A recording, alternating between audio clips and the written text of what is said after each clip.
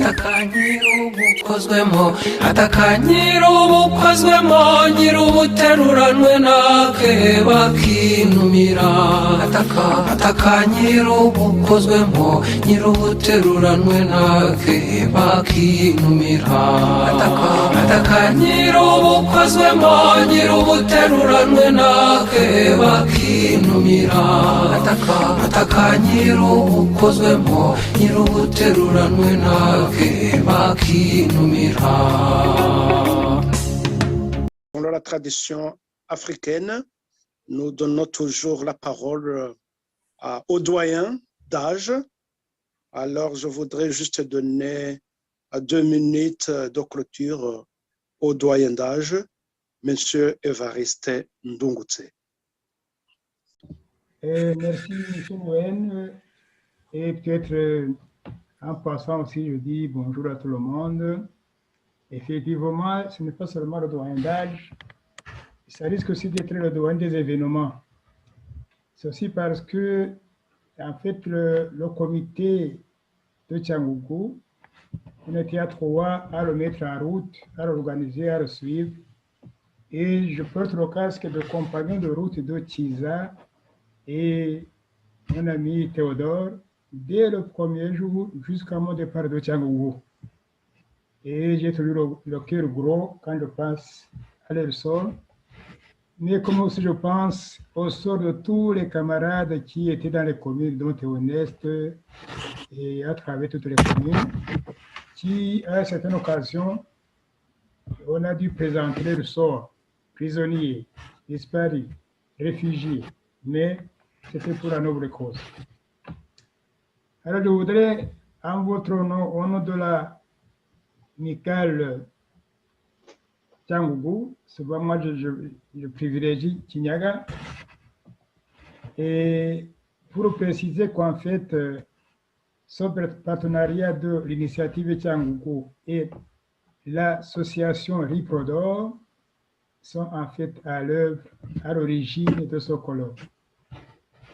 Et passant à la mission me confirme, les Rwandais disent que Inhaz Tokwamonkuru traduit littéralement ce que la plus vieille vache encaisse toute blâme ou injure à son troupeau.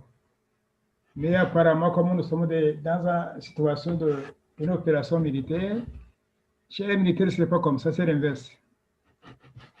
Ce n'est pas le plus vieux ou le plus gradé qui va devant, mais il va derrière. Bon. Bref, je voudrais alors prendre la mission me confiée et c'est celle de dire grand merci à tous les intervenants de ce soir qui nous ont vraiment enrichis, qui nous ont encore recyclés dans notre activité. Ce colloque nous offre en fait une occasion extraordinaire de dire merci au général Lafoucard, au colonel Hogan, à tous leurs compagnons de route pendant ces 2 mois de vie dure à notre secours à Tchangougou. Nous avons eu la chance aussi d'avoir le colonel Maréchal, qui est un vétéran aussi de la Minoine et qui nous a enrichi de certaines informations et certaines zones sombres qui nous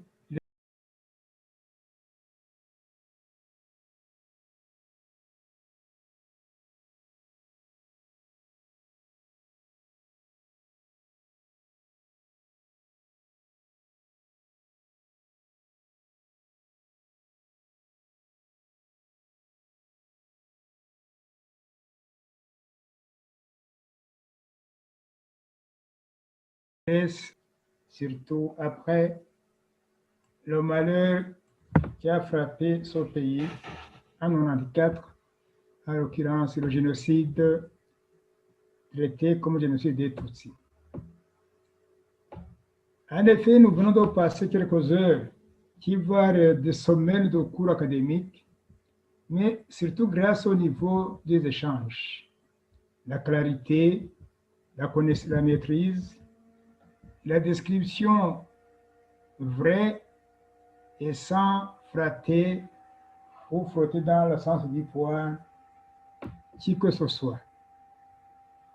Comme nous avons eu à le confirmer à d'autres autorités, et comme d'ailleurs le vient de l'évoquer l'orateur précédent, nous nous présentons toujours comme amis de la turquoise à bien d'égards, et cela a été signifié à la haute autorité française, tout en renforçant notre reconnaissance sur base des faits, sur base des résultats, pendant les 2 mois que les militaires français ont parcouru collines, vallées, forêts, boisons, tout cela, à l'aide des Rwandais de tout genre.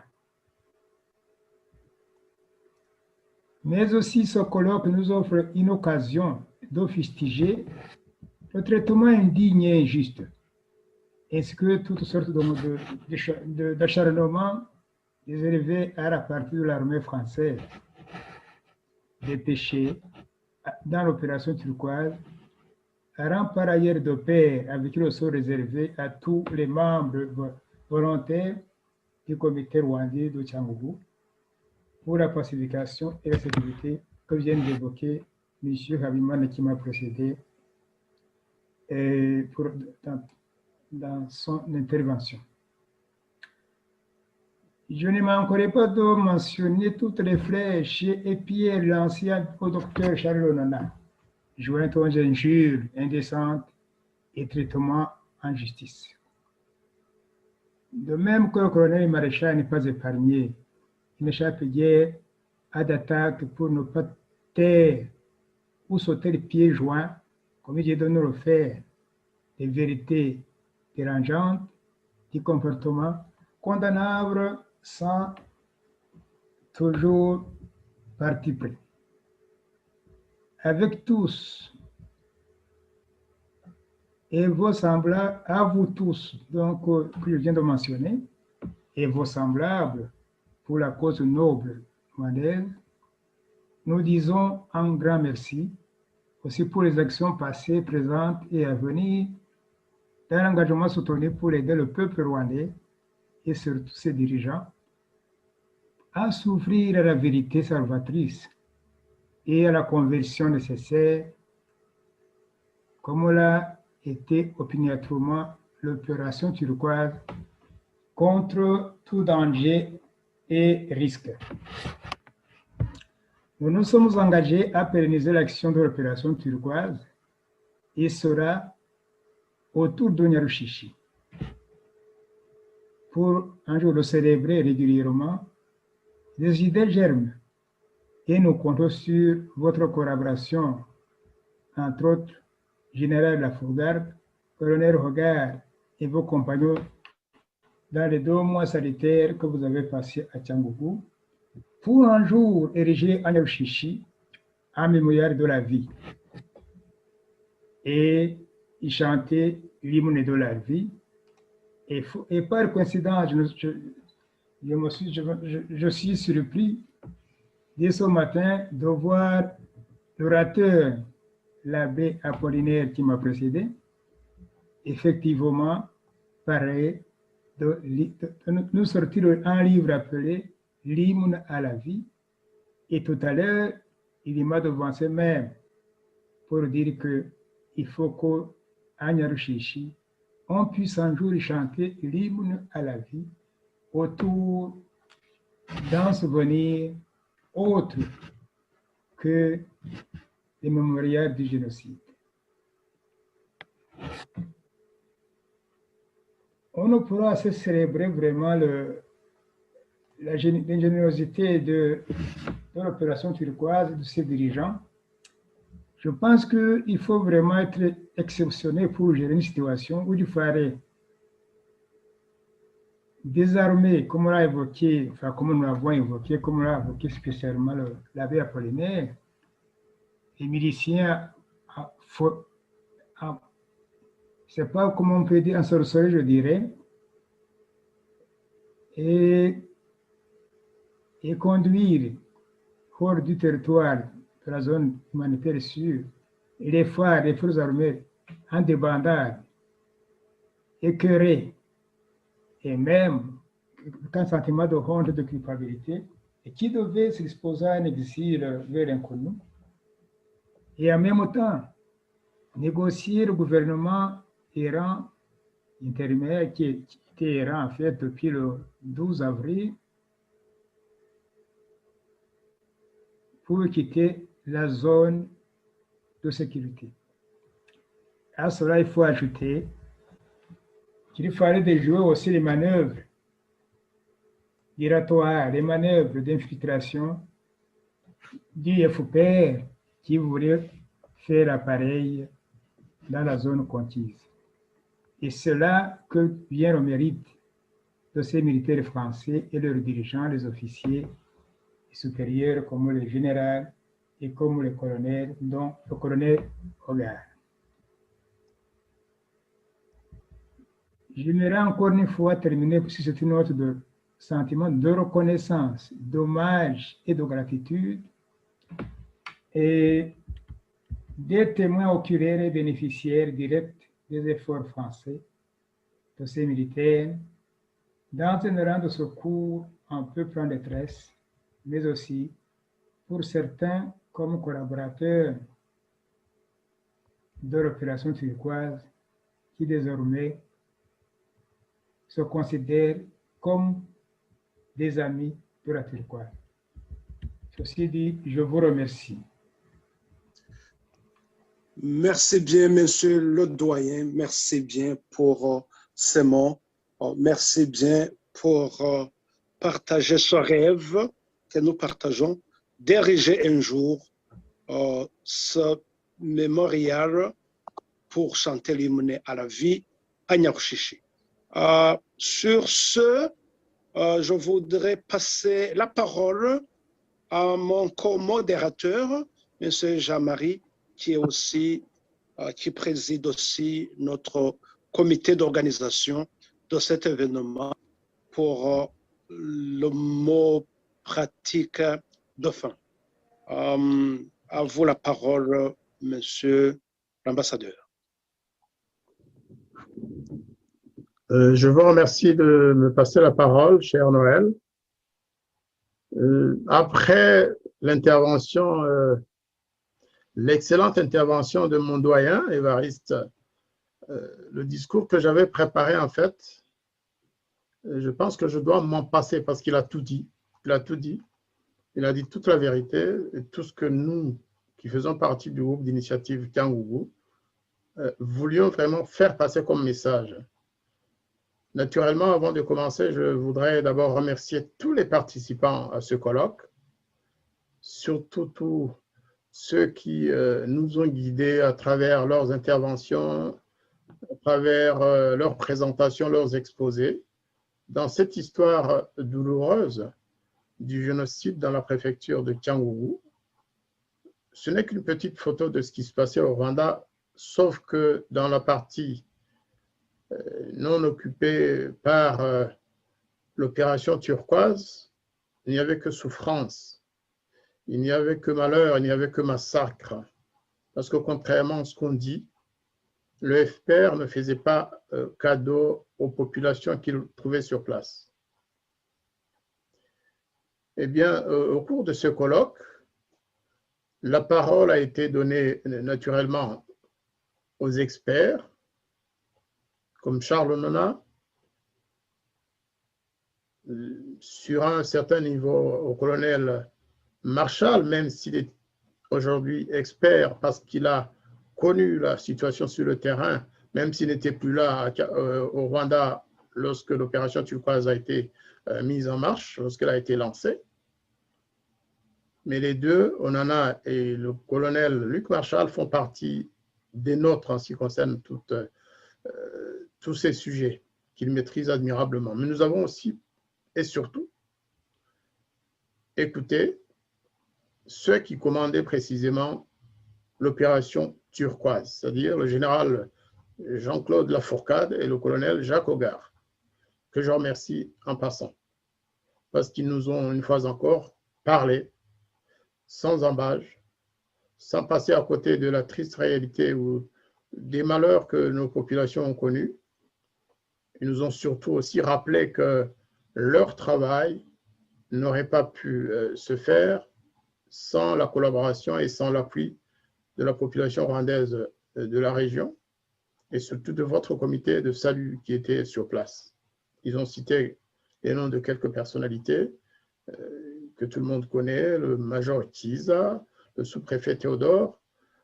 On a parlé aussi du colonel Bavugamenshi, qui a joué un rôle très, très important, parce que c'est lui qui avait placé les gendarmes à Nyarushishi avant l'arrivée de Turquoise.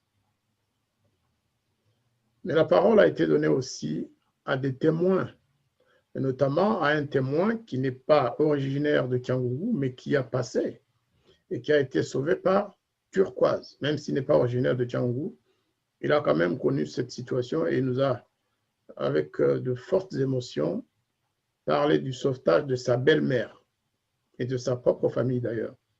Comment Turquoise, les soldats de Turquoise, qui ne les connaissaient pas, les ont trouvés dans la forêt de Nyungwe, leur ont trouvé un moyen de se déplacer jusqu'à Kyangourou, c'est-à-dire de fuir la guerre, fuir le malheur pour aller en terre, en ce moment-là, protégée, sûre.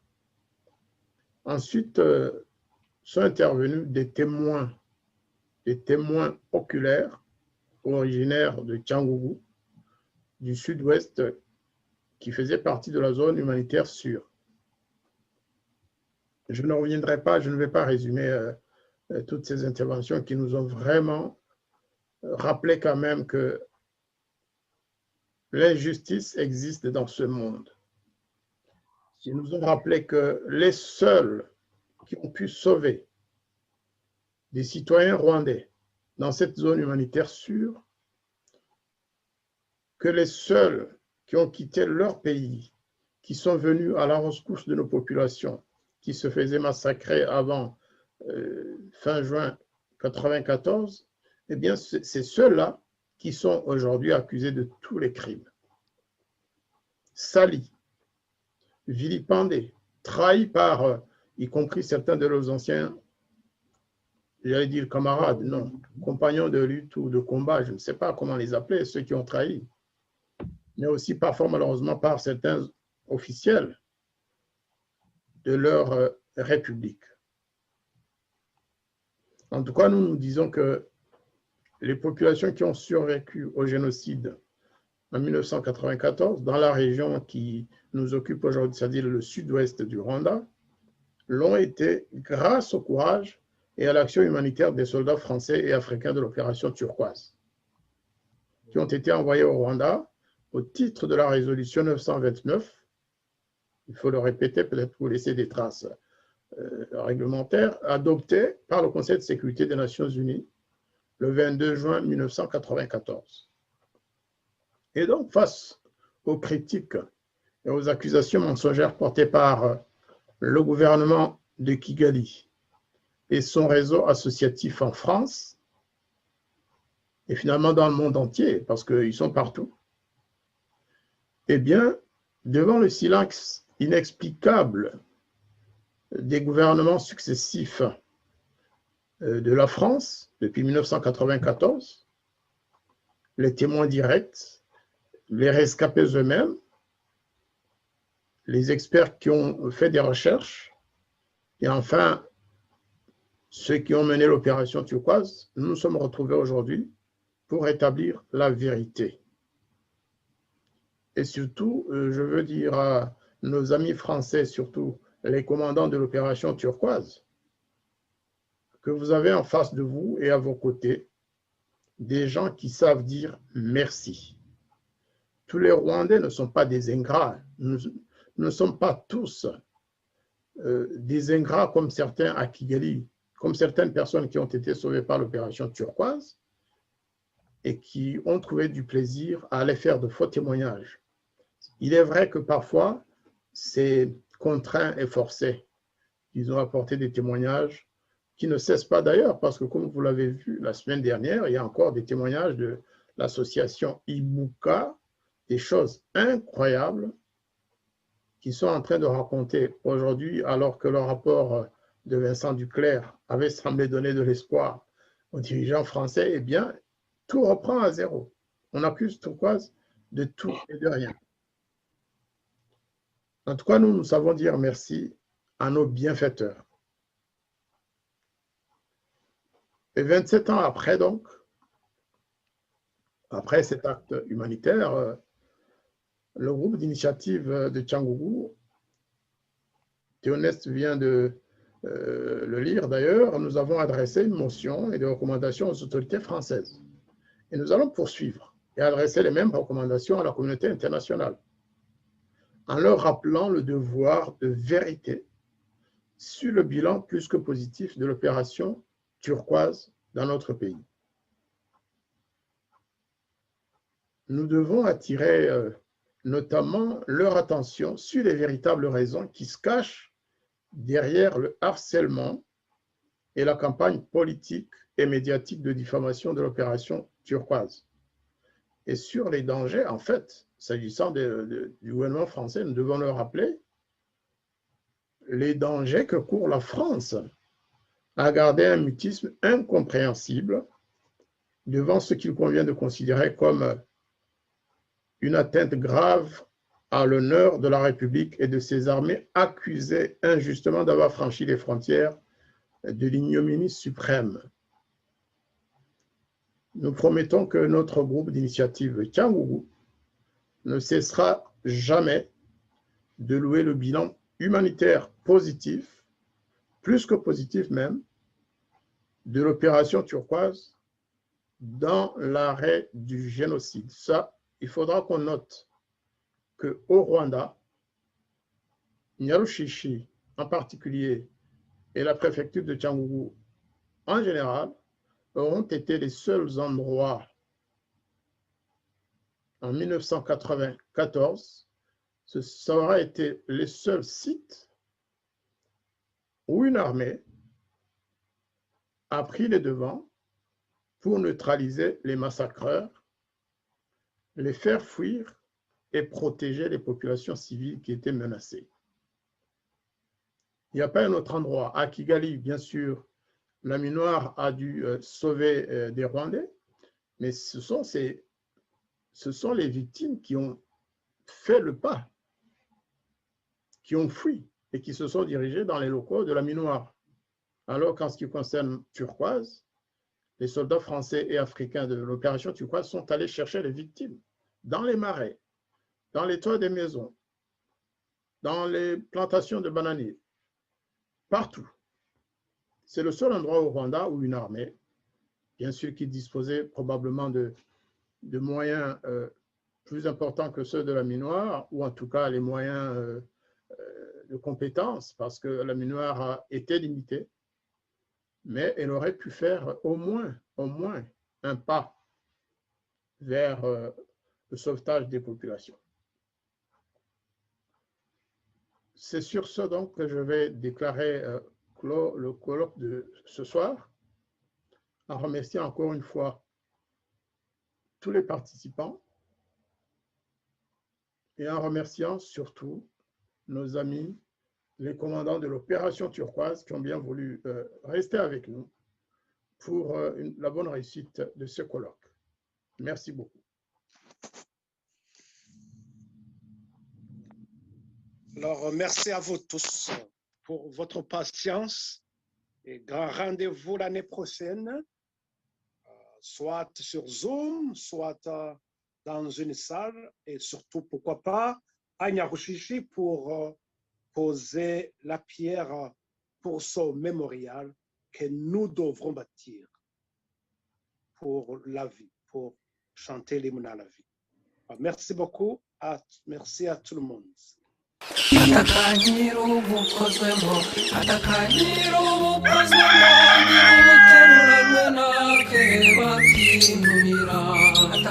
Atakanyiro bukozwemo, nyir'ubuteruranwe nake bakinumira. Atakanyiro bukozwemo, nyir'ubuteruranwe nake bakinumira. nyir'ubukozwemo nyir'ubuteruranwe natwe bakinumira